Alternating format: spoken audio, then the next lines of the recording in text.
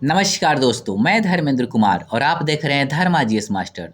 दोस्तों, पॉलिटी के लिए हमने जो सीरीज शुरू किया है कि मॉर्निंग में जिस चैप्टर को हम लोग कॉन्सेप्ट विथ फैक्ट के माध्यम से करने का प्रयास करेंगे, इवनिंग में उसी चैप्टर को हम लोग एमसीक्यू के माध्यम से देखने का प्रयास करेंगे। इस दो तरफा रणनीति से इसी टॉपिक को हम लोग पढ़ने का प्रयास करेंगे, जिससे ना आपका कॉन्सेप्ट क्लियर होगा बल्कि फैक्ट रिवीजन के साथ साथ इस चैप्टर को आप एमसीक्यू से भी प्रैक्टिस कर पाएंगे। इससे आपकी तैयारी काफ़ी ज़्यादा बेहतर हो जाएगी। तो चलिए देखते हैं। आज जो हम लोग करेंगे कि भारतीय परिषद अधिनियम 1909 और इससे आगे के अधिनियम, इससे पहले रेगुलेटिंग एक्ट 1773 से लेकर 1892 के अधिनियमों को हम लोगों ने पहले देख रखा है और आज उससे नेक्स्ट आगे के अधिनियम को हम लोग करेंगे। इससे पहले पुनः एक बार आप समझ लीजिए कि संवैधानिक अधिनियम को क्यों लाया गया था। तो देखिए, संवैधानिक अधिनियम ना भारत पर ब्रिटिश शासन की कानूनी बुनियाद थे और यह अधिनियम इसलिए लाया गया क्योंकि ब्रिटिश सरकार को भारत में प्रशासन चलाने के लिए एक स्पष्ट लिखित और वैधानिक ढांचे की आवश्यकता थी। इसीलिए देखेंगे आप समय समय पर इन अधिनियमों को लाने का प्रयास किया गया। तो चलिए अब शुरू करते हैं आज का अपना टॉपिक से। अब देखिए, भारतीय परिषद अधिनियम 1909, जिसको मार्ले मिंटो सुधार के नाम से भी जाना जाता है, यह भी पीटी में कभी कभी प्रश्न पूछता है। अब चलिए इसका उद्देश्य से पहले शुरुआत करेंगे। तो देखिए, उद्देश्य इसका क्या था। भारतीयों की बढ़ती राजनीतिक चेतना और कांग्रेस के निरंतर दबाव के बीच राजनीतिक भागीदारी को सीमित रूप से बढ़ाना था तथा मुस्लिम वर्ग को अलग पहचान देना इसका उद्देश्य था। अब इसको थोड़ा अलग दृष्टिकोण से समझिए कि 1909 का अधिनियम भारतीयों की बढ़ती राजनीतिक जागरूकता और कांग्रेस के दबाव को कहीं ना कहीं शांत करने का प्रयास किया गया था। आप देखेंगे कि इसके जरिए उनको कुछ सीमित राजनीतिक भागीदारी देने का प्रयास किया गया और इसी के साथ साथ मुसलमानों को भी पहली बार देखेंगे कि अलग तरीके से पहचान देने का प्रयास किया गया। इस अधिनियम का ना यह एक प्रकार से उद्देश्य था। अब चलिए इसके प्रमुख प्रावधान को हम लोग देखने का प्रयास करते हैं। अब देखिए, पहला पॉइंट, केंद्र तथा प्रांतीय विधान परिषदों के आकार में वृद्धि की गई। अर्थात इस अधिनियम ने केंद्र और प्रांतों की विधान परिषदों में सदस्यों की संख्या तो बढ़ा दी, इसके माध्यम से उन्होंने दिखाने का प्रयास किया कि भारतीयों को ना हम ज़्यादा प्रतिनिधित्व दे रहे हैं। लेकिन आप देखेंगे कि यथार्थ स्तर पे कि असली शक्ति अभी भी ब्रिटिश लोगों के ही पास रही, भले ही संख्या या आकार जो भी बढ़ जाए। नेक्स्ट पॉइंट, परिषदों में बहस, संकल्प प्रस्ताव और प्रश्न पूछने के अधिकार को विस्तारित किए गए। अब देखिए, आप इसको वैसे समझिए। देखिए, अब परिषद में भारतीय सदस्य ना बहस कर सकते थे, संकल्प प्रस्ताव रख सकते थे, सरकार से प्रश्न पूछ सकते थे।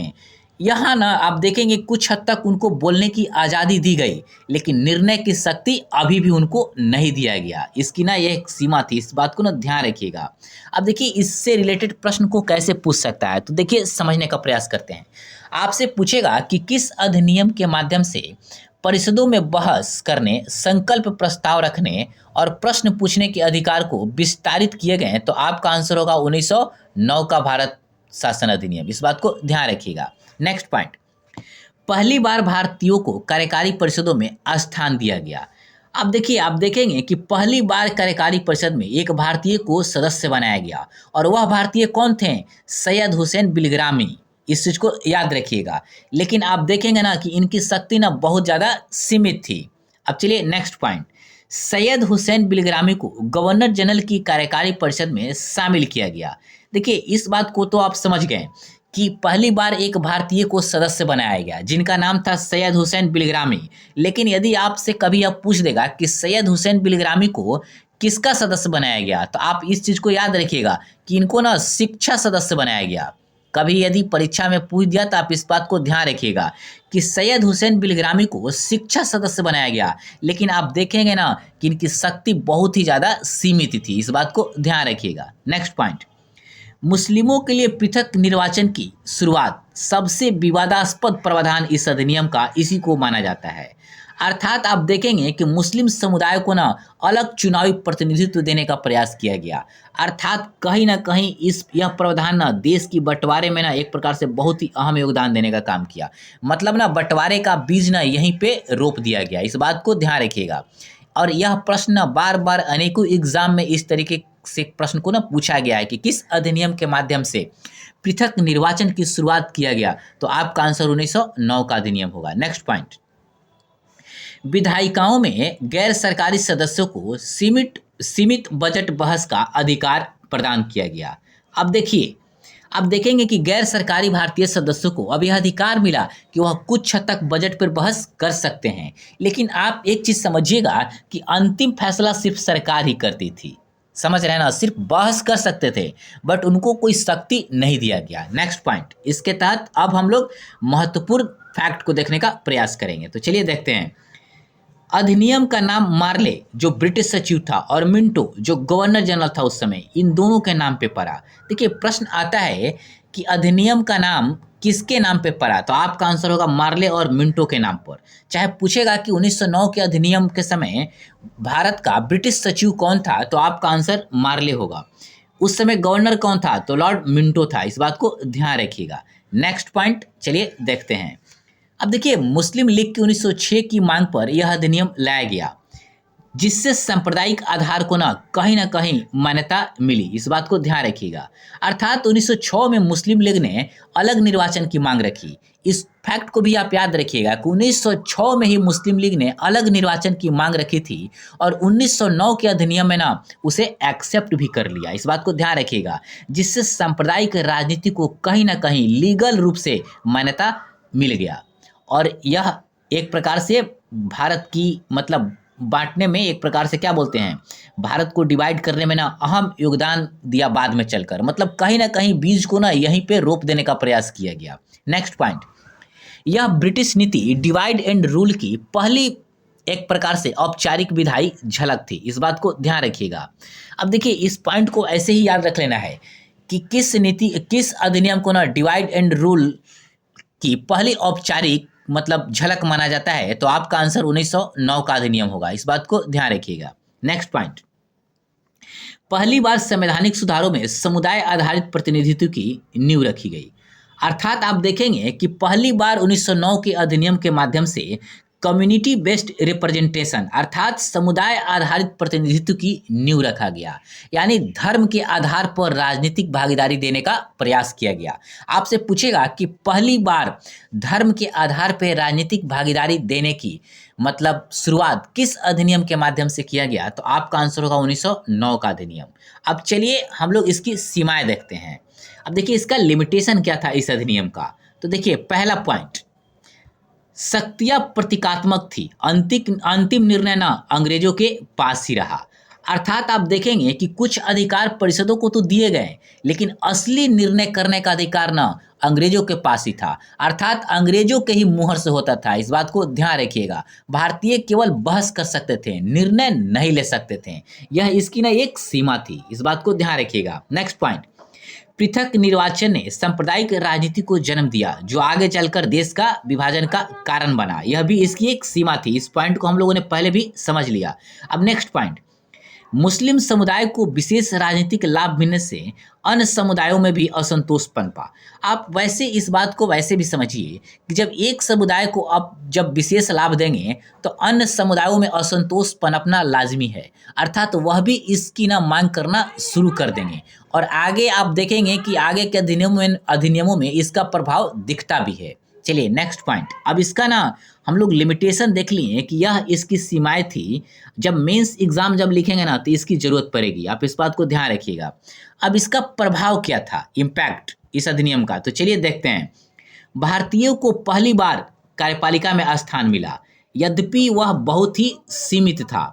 अब देखिए, भारतीयों को पहली बार कार्यपालिका में जगह तो मिली लेकिन आप देखेंगे ना कि यह सिर्फ 1 या 2 पदों तक ही सीमित था, और 1-2 पदों तक सीमित तो था भी, और इनके पास ना असली सत्ता भी नहीं था भारतीयों के पास, मतलब कोई पावर भी नहीं था, इस बात को ध्यान रखिएगा। यह इसका प्रभाव था इस अधिनियम का। नेक्स्ट पॉइंट, मुस्लिम समुदायों की राजनीतिक पृथकता संस्थागत रूप से शुरू हुई। अर्थात कहने का तात्पर्य है कि अलग निर्वाचन प्रणाली से मुस्लिम समुदायों की एक प्रकार से देखेंगे ना कि राजनीतिक अलगाव की औपचारिक शुरुआत यहीं से हो गई। एक टर्म को याद रखिएगा, राजनीतिक अलगाव। अब इस प्रश्न को जब आप ऐसे पूछेगा कि किस अधिनियम के माध्यम से राजनीतिक अलगाव की पहली औपचारिक शुरुआत हुई, तो आपका आंसर 1909 का अधिनियम होगा। इस बात को ध्यान रखिएगा। प्रश्न देखिए, प्रश्न वही होता है, शब्दों को घुमाकर वह पूछ लेते हैं। शब्द को समझने की आपके अंदर ना योग्यता होनी चाहिए, बाकी कोई भी प्रश्न आपसे गलत नहीं होगा। नेक्स्ट पॉइंट, अब देखिए, यह अधिनियम भारतीय राजनीति में सांप्रदायिकता के बीज बोने वाला सिद्ध हुआ। अब देखिए, आप कैसे मतलब बीज बोने वाला सिद्ध हुआ, तो पहली बार जब मुस्लिमों को पृथक निर्वाचन क्षेत्र दिया, तो आप देखेंगे ना कि बाद में अलग अलग समुदायों की तरफ से भी मांग बढ़ने लगी। तो कहीं ना कहीं देखेंगे ना कि सांप्रदायिकता को बीज को ना यह रोप करना एक प्रकार से पेड़ बनाने का काम किया यह। अब नेक्स्ट पॉइंट, अब हम लोग कुछ इनसाइट बॉक्स के अंतर्गत कुछ विशेष फैक्ट को देखेंगे, तो चलिए देखते हैं। अब देखिए, सेपरेट इलेक्टोरेट केवल एक चुनावी व्यवस्था नहीं थी, बल्कि वह दरार थी जिसने भारतीय राजनीति को समुदायों में बांटना शुरू किया। अब देखिए, इसको ऐसे समझिए, सेपरेट इलेक्टोरेट मतलब अलग निर्वाचन प्रणाली केवल एक व्यवस्था नहीं थी, बल्कि एक ऐसी दीवार का काम किया जिसने भारतीय राजनीति को धर्म के आधार पर बांटना शुरू कर दिया। मतलब आपसे पूछेगा कौन ऐसा अधिनियम था जिसने धर्म के आधार पर आम भारतीयों को बांटने का प्रयास शुरू कर दिया, तो आपका आंसर 1909 का अधिनियम होगा। इस बात को ध्यान रखिएगा।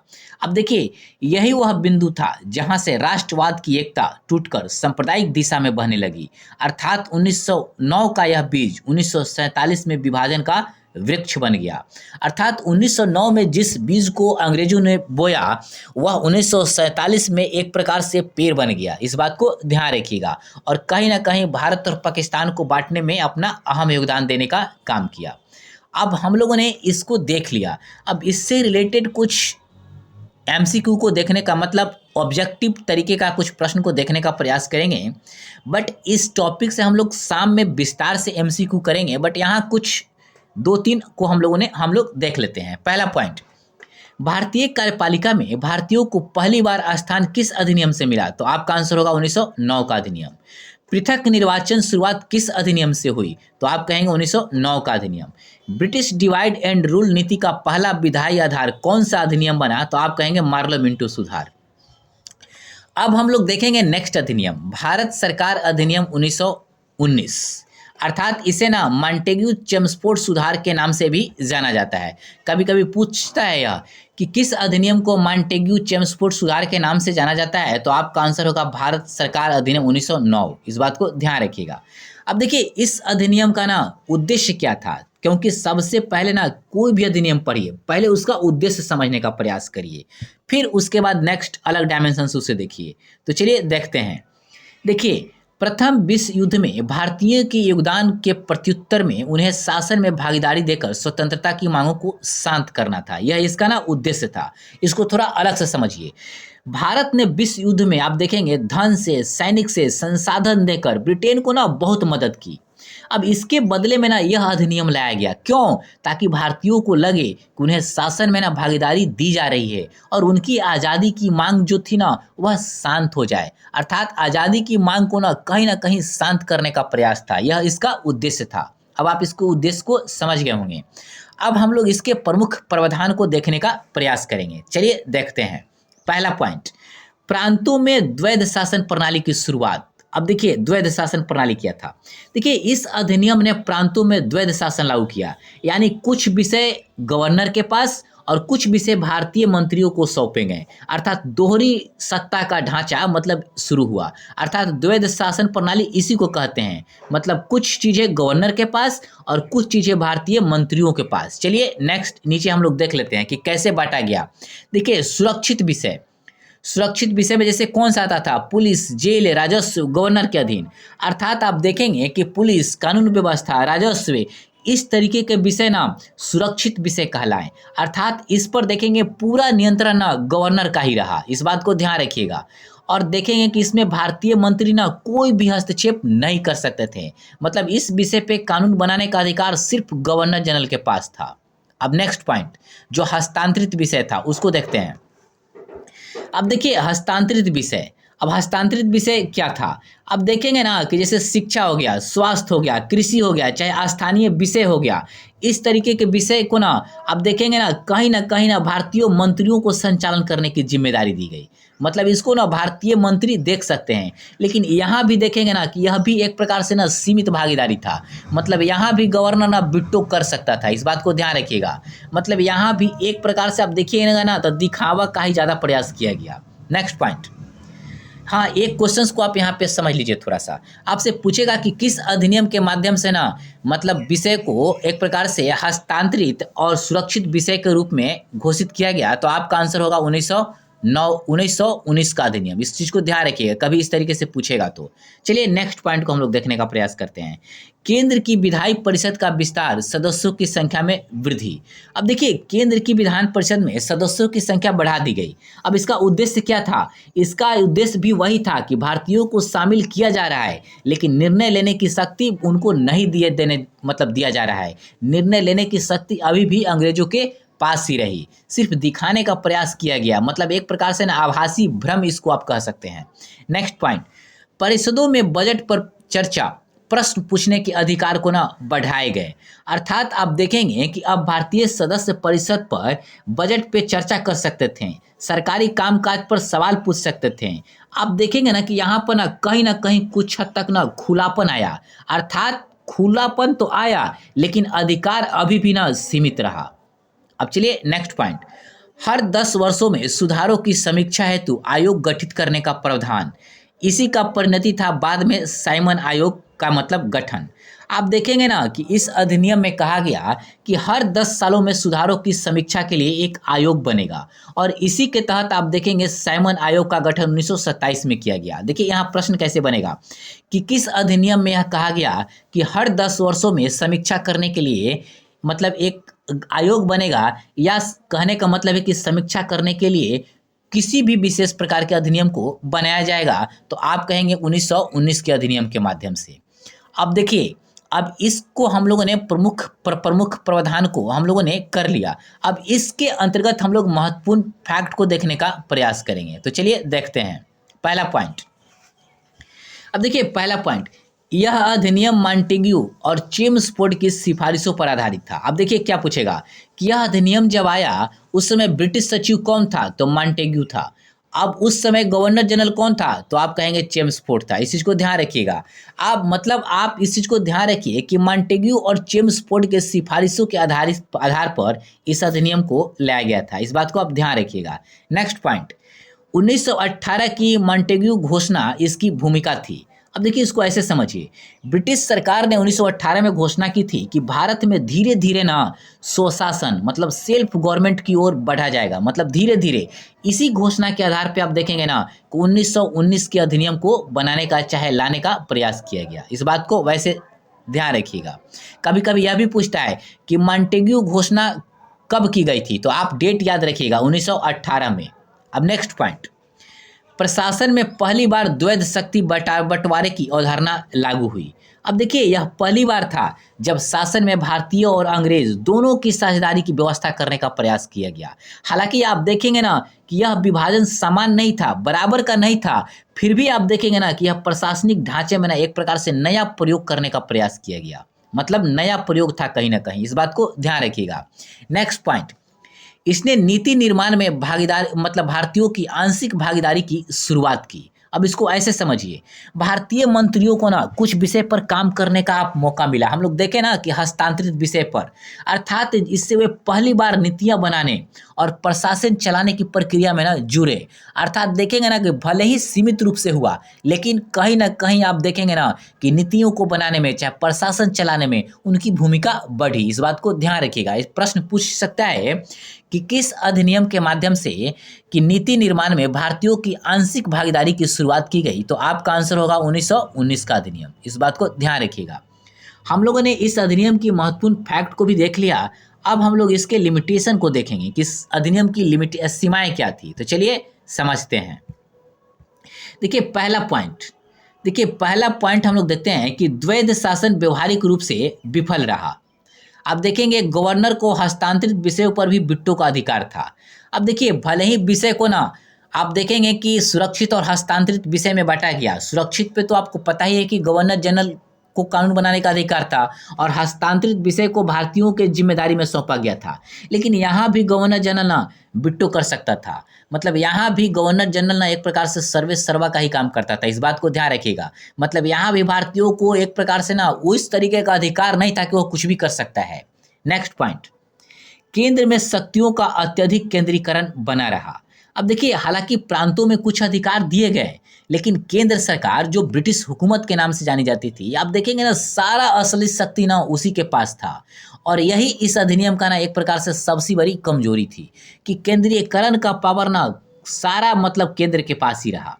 नेक्स्ट पॉइंट, प्रेस और सभा का नियंत्रण यथावत रहा। अब देखिए, प्रेस पर चाहे सभा पे कंट्रोल ना उनका मतलब नियंत्रण रहा, मतलब कोई खुली छूट देने का उन्होंने प्रयास नहीं किया। अर्थात ये इस प्रकार की ना सीमाएं थी। जब मेंस का आंसर जब आप लिखिएगा तो इन सीमाओं को आपको लिखने की ज़रूरत पड़ेगी। हिस्ट्री सेक्शन में आप देखते होंगे कि प्रत्येक साल अधिनियम से रिलेटेड शॉर्ट क्वेश्चन आ रहा है, तो जब आप उस आंसर को लिखेंगे ना तो इन बातों को आपकी ज़रूरत पड़ेगी। अब चलिए हम लोग इसका प्रभाव को देखते हैं। पहला पॉइंट, भारतीयों को आप देखेंगे कि प्रशासनिक संरचना में असीमित स्थान मिला। मतलब क्या? मतलब भारतीयों को शासन में हिस्सेदारी तो दी गई, लेकिन उच्च पदों पर ना आप देखेंगे ना असली शक्ति से ना उन्हें दूर रखने का प्रयास किया गया और सिर्फ ना उनको दिखावे के लिए मतलब उनका भूमिका थी। दिखावा मतलब लोग समझे कि भारतीयों को भी स्थान है, लेकिन सिर्फ दिखावे के तौर पे। नेक्स्ट पॉइंट, असंतोष की भावना से असहयोग आंदोलन की ना नींव पड़ी। अब देखिए, इस अधिनियम से आप देखेंगे ना कि भले ही अंग्रेजों को लगा कि हम भारतीयों को शांत करेंगे, लेकिन भारतीयों की अपेक्षा ना पूरा नहीं हुआ। निराशा और असंतोष ना फैलते गया और इसी की परिणति हुई ना कि गांधी जी के नेतृत्व में असहयोग आंदोलन शुरू हुआ। अब देखिए, असहयोग आंदोलन कब हुआ? तो 1920 में हुआ। इस चीज को तो आप जानते ही होंगे पूरी तरीके से। नेक्स्ट फैक्ट, साइमन आयोग की आधार भूमि बनी। अब देखिए, साइमन आयोग की आधार भूमि मतलब क्या? आप देखेंगे ना कि 1919 अधिनियम में यह प्रावधान था कि 10 साल बाद समीक्षा होगा इस अधिनियम का। इसी के तहत आप देखेंगे ना कि ब्रिटिश सरकार 1927 में साइमन आयोग को मतलब भारत भेजा था। लेकिन साइमन आयोग की एक कमजोरी थी कि इसमें एक भी भारतीय नहीं था और इसी का परिणाम ना यहाँ विरोध भड़क उठा। मतलब साइमन गो बैक, मतलब एक प्रकार से जिस देश के लिए मतलब जिसके लिए आप किसी आयोग का गठन करते हैं, उस समुदाय से एक भी मेंबर नहीं होना, मतलब कितनी हास्यास्पद बात है, आप समझिए। इसीलिए इसका ना बड़े पैमाने पर भारत में ना विरोध किया गया था। इस बात को ध्यान रखिएगा। देखिए, इसका पूछेगा कैसे कि किस अधिनियम में यह घोषणा की गई कि प्रत्येक 10 साल के बाद समीक्षा होगा, तो आप कहेंगे ना 1919 के अधिनियम के तहत। इस बात को ध्यान रखिएगा। नेक्स्ट पॉइंट, अब इनसाइट बॉक्स के अंतर्गत कुछ फैक्ट को हम लोग देख लेते हैं कि भारतीयों को अधिकार दिए गए मगर एक डोरी के साथ बांधकर। अब देखिए, गांधी जी ने इसे आधा न्याय और आधी सजा कहा। आपसे पूछेगा कि गांधी जी ने किस अधिनियम को आधा न्याय और आधी सजा कहा, तो आपका आंसर क्या होगा? 1919 के अधिनियम। हो सकता है इस तरीके का प्रश्न बन सकता है। यह अधिनियम भारतीयों को यह सिखा गया कि आधी आज़ादी पर्याप्त नहीं, पूर्ण स्वराज ही अंतिम समाधान है। कहने का तात्पर्य है कि इस अधिनियम से भारतीयों ने समझा कि आधे अधूरे अधिकार अर्थात हमें लिमिटेड रिफॉर्म नहीं चाहिए, मतलब इससे कुछ नहीं होगा। यहीं से आप देखेंगे ना कि पूर्ण स्वराज की मांग ना पूरी तरीके से गति पकड़ लिया। इस बात को याद रखिएगा। अब चलिए, हम लोगों ने इस अधिनियम को अच्छे से कर लिया। इतना यदि आप कर लेते हैं तो आपका कोई भी क्वेश्चन नहीं छूटेगा, चाहे कॉन्सेप्ट बेस्ड क्वेश्चन हो चाहे फैक्ट बेस्ड क्वेश्चन हो। चलिए, इससे रिलेटेड 2-3 क्वेश्चंस को हम लोग देख लेते हैं। देखिए, पहला क्वेश्चन, द्वैध शासन प्रणाली की शुरुआत किस अधिनियम से हुई? तो आपका आंसर होगा 1919 के अधिनियम। मॉन्टेग्यू चेम्सफोर्ड सुधार अधिनियम संबंधित किससे है? तो आप कहेंगे भारत सरकार अधिनियम 1919 से। साइमन आयोग किस अधिनियम के तहत गठित किया गया? तो आप कहेंगे 1919 के अधिनियम। मतलब 1919 अधिनियम में ही अब कहा गया था कि हर 10 साल के बाद समीक्षा होगी और इसी के तहत ब्रिटिश सरकार 1927 में साइमन आयोग का गठन करता है और 1928 में यही साइमन आयोग भारत में आता है और भारत में बड़े पैमाने पर इसका विरोध होता है। दोस्तों, हम लोगों ने 1919 के अधिनियम को भी काफ़ी अच्छे से कर लिया और आप इसको बेहतर तरीके से करने का प्रयास करिएगा। आज हम लोग यही 2 अधिनियम करेंगे और नेक्स्ट कल हम लोग 1935 का अधिनियम और 1947 का अधिनियम करके संवैधानिक अधिनियम के चैप्टर को समाप्त कर देंगे। और आज इवनिंग में हम लोग दो टॉपिक से 1909 का अधिनियम और 1919 के अधिनियम से जितने भी इम्पॉर्टेंट एमसीक्यू बनेगा उसको हम लेकर आएंगे। तो दोस्तों आप हमारे चैनल को सब्सक्राइब जरूर कर लें और टेलीग्राम से आप जुड़ जाएं और इवनिंग में आप इंतजार करिए, मैं इसके लिए इसका इम्पॉर्टेंट एमसीक्यू लेकर आऊँगा और यहाँ पर आप कॉन्सेप्ट प्लस फैक्ट को स्ट्रॉन्ग करिए और वहाँ पर आप एमसीक्यू से इस चैप्टर को रिवीजन करिए और एक प्रकार से अपनी तैयारी को बेहतर बनाइए। तो ठीक है दोस्तों, हमारे वीडियो देखने के लिए बहुत बहुत धन्यवाद।